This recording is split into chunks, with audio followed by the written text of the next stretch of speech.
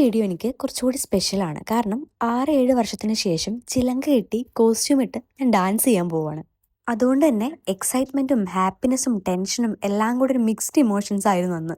Higher സ്റ്റഡീസും career ഫോക്കസും കാരണം ഈ ഒരു ക്ലാസിക്കൽ ഡാൻസ് ഡിസ്കണ്ടിന്യൂ ചെയ്ത ആളാണ് ഞാൻ. ഇപ്പോൾ അത് ആലോചിക്കുമ്പം ഒരു ഹെവി ഫീൽ തന്നെയാണ്.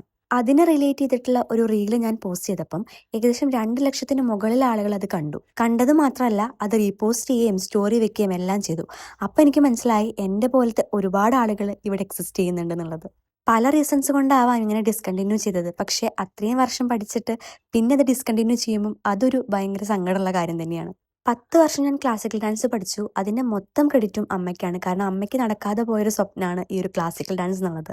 അതുകൊണ്ട് തന്നെ ഓരോ പ്രോഗ്രാം നടക്കുമ്പോഴും ബാക്കിൽ ഫുൾ സപ്പോർട്ടായിട്ട് അമ്മ ഉണ്ടാവുമായിരുന്നു. ബട്ട് ഒരു ഫാമിലി പ്രോഗ്രാം ഉണ്ടായതുകൊണ്ട് അമ്മയ്ക്ക് എൻ്റെ ഈ ഡാൻസ് കാണാൻ പറ്റില്ല. അതിൻ്റെ സങ്കടം ഞങ്ങൾക്ക് രണ്ടുപേർക്കും ഉണ്ടായിരുന്നു. അങ്ങനെ ഇത്രയും വർഷത്തിന് ശേഷം ഞാൻ ഈ ഒരു സ്റ്റേജിൽ കയറിയപ്പം എനിക്കുണ്ടായ ഒരു ഇമോഷൻ എന്ന് പറയുന്നത് പറഞ്ഞറിയിക്കാൻ പറ്റാത്തതായിരുന്നു. അന്നത്തെ ആ ഒരു ഡേ എൻ്റെ മനസ്സും കണ്ണും ഒരുപോലെ നിറഞ്ഞിട്ടുണ്ടായിരുന്നു.